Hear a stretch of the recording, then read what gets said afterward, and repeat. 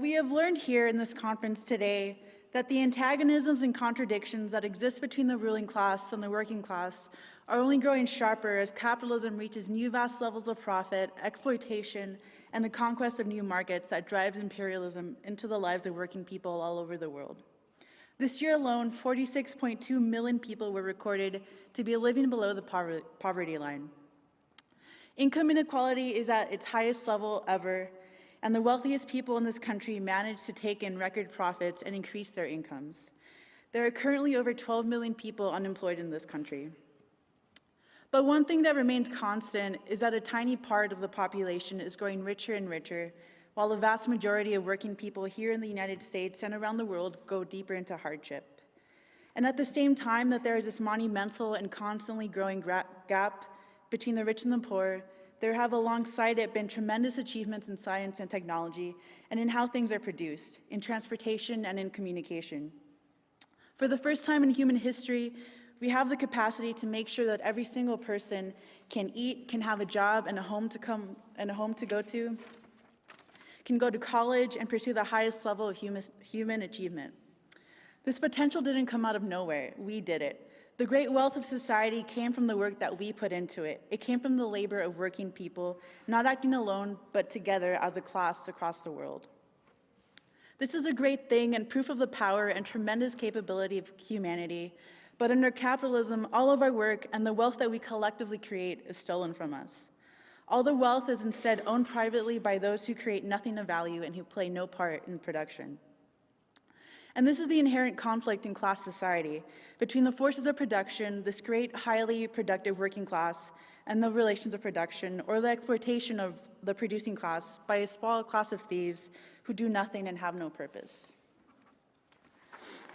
The ultimate question is, why shouldn't we be in charge? Why is it that this tiny clique of billionaires permanently vacationing on their yachts, the ones who get to decide what happens to the great wealth that we produce, why do they get to hoard it for their vacation homes and lavish lifestyles while we get massive layoffs to protect their bonus checks?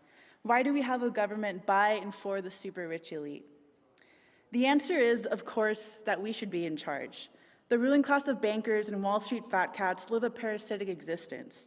Our class is not victims or powerless under this, quote, superior class. We are the movers of society. We have the ultimate potential to be the ruling class and dictate the course of the economy, education, and the direction that our society will go in. But sisters and brothers, what this will take is a revolution, the overthrow of the criminal ruling class by us, the working majority. Such a profound change in society cannot happen without it. The crisis can only be solved by a transfer of power from those 500 billionaires to the millions of us who they steal from. Those who expropriate the wealth of society, who have destroyed the lives of millions here and abroad for their own profits, will not simply hand over the reins. To ensure that capitalism doesn't drive us into further unemployment, poverty, and to ensure that it doesn't ultimately cause the destruction of the planet, we must expropriate the expropriators. A revolution cannot happen on its own. Rebellions are spontaneous, struggle is inevitable, but a revolution is something more. It is the oppressed class rising up and overthrowing the oppressors, but not just that, also seizing the reins of society and organizing it in a completely new way. A revolution does away with the old order, smashes the old rotten system, the dictatorship of the rich. But doing away with that old system is not a simple task. For our class to defeat this super rich, entrenched enemy, we need a weapon. And this weapon does not come ready-made. It must be forged, built, tested in action and honed. Our party, a revolutionary Marxist party like the PSL, is that weapon. Our weapon is organization, and it is the only weapon that we have. The deeper this crisis in capitalism plummets, amassing suffering for the vast majority, the more imperialism is dealt blows around the world. The more conditions for revolution ripen, the more the ruling class organizes to protect and prolong its rule, the more it concentrates and organizes the attacks against our class. This demands from us the same greater organization to fight and oppose the criminals at the top. And the highest form of organization for the working class is in a class-conscious political party, not simply an activist group, not simply a fighting organization, but an organization that fights with a communist political program with demands, with a new view for the future, with solutions, with clarity about those who we must fight and how we can win. The working class wields the ultimate power, the power of millions of workers that can both bring society to a complete halt and to organize society to monumentally improve the lives of everyone. But that power must be realized. The working class can and will become an invincible force, but it can only do so through ideological unification around the only alternative to this criminal system, socialism. And that ideological unification reinforced through real material unity and organization. A party of the working class with a program for change is a weapon that even the most powerful state and the richest dictatorship cannot stand a chance against. A party like ours does not seek to substitute itself for the masses of working people. No organization or party can do that. A revolution happens when the working class realizes that the inequality, the suffering, the hardship that they're experiencing can only be solved through disposing the billionaire clique from power.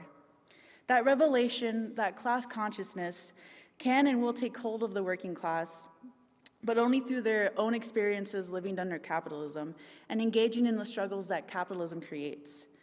We've witnessed this happening from the continued militancy of the Occupy movement and their anti-home foreclosure campaigns, from workers all over the country courageously striking against Walmart for better wages and respect in the workplace, to fast food workers organizing themselves and demanding union recognition on the East Coast.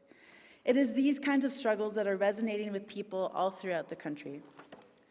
Our role as workers who are already class conscious, already aware of this dynamic, is to organize ourselves in a party so that we can facilitate the political development of our class and facilitate the organization of our class into a political movement, into a weapon. Reformists will tell you that the system can be fixed from within, that we just need to pander to the super rich and to their parties, to ask for concessions, and to slowly chip away at the system. Just support the Democrats and they might move to the left, they say. But this strategy has proven, especially in the past 2 years, to actually move things in the opposite direction. Anarchists will tell you that yes, we need a revolution, but that can happen through vigilante actions completely past where working people are at consciously, and through spontaneous, unorganized rebellion. And that once a revolution is won, the disposed capitalist class and its hangers-on will simply accept defeat and disappear, and that the great task of reorganizing society to meet everyone's needs will somehow just happen through individual will. But the reality is, as the gap between the super rich and the rest of us grows, the more the sea of misery and hardship deepens and expands to more people, people will begin to look for an alternative and will be ready to fight. The alternative is socialism. The people we need to fight are the millionaires in Washington and the billionaires on Wall Street. Those are the conclusions that we must spread to facilitate among our class. Those are the ideas with which we must unite our class around and build an organization to fight for. This is how we will bury capitalism and build a new world based on equality and meeting human need. And the most critical time to forge this weapon is right now. If we simply wait, the conditions for revolution could be ripe, but if we are not prepared, the opportunity can pass us by. We can see clearly that things are changing in the world, that capitalism is decaying, and that the shockwaves are rippling through the masses of working and oppressed people. The class struggle is happening, and it is intensifying. And if you want to be part of this historic task of pushing society forward, nourishing the shoots of revolution, the place to do it is in this revolutionary party with the PSL, forging a weapon that will smash capitalism and build a better world. Thank you.